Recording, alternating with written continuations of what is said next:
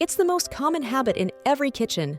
You're roasting a chicken, baking lasagna, or grilling fish, and you reach for the aluminum foil to lock in the moisture. You think you're being a good cook.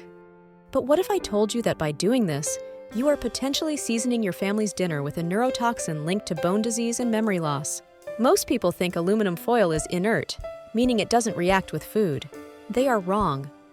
Scientific studies have shown that cooking food wrapped in foil at high temperatures can cause aluminum leaching that exceeds the World Health Organization's safety limits by over 300% in a single meal.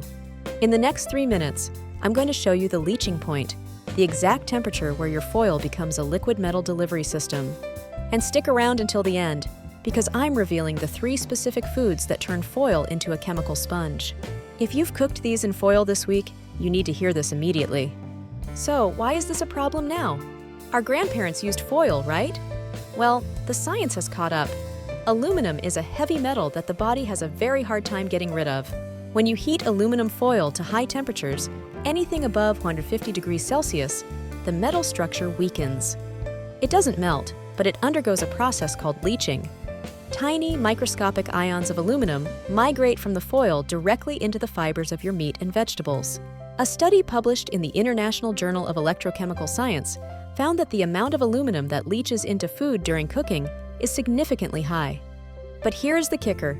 It's not just the heat, it's the chemistry of what you're cooking. This is where 9 out of 10 people make a mistake. There are 3 things that act like a magnet for aluminum. If you combine these with heat, you are essentially eating the foil. The acid trap, lemons and tomatoes. If you're roasting fish with lemon slices or baking meatballs in tomato sauce under foil, stop. The acid dissolves the aluminum. It's a chemical reaction that creates aluminum salts, which are absorbed instantly into the food. The spice factor. Love spicy food? Research shows that adding salt and spices to food cooked in foil increases the leaching even further. The salt acts as an electrolyte, accelerating the movement of the metal into your meal. The next day mistake. It's not just the oven. Storing highly acidic leftovers in foil for days allows the leaching process to continue at room temperature. Why should you care? Your body can handle a little aluminum, but we are now surrounded by it, in deodorants, pans, and processed foods. When your toxic load gets too high, it stores in your bone tissue and your brain. Aluminum competes with calcium for space in your bones, making them brittle.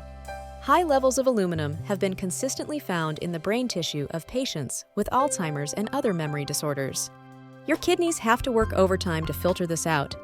If you have any underlying kidney issues, this hidden ingredient is a major red flag. The good news?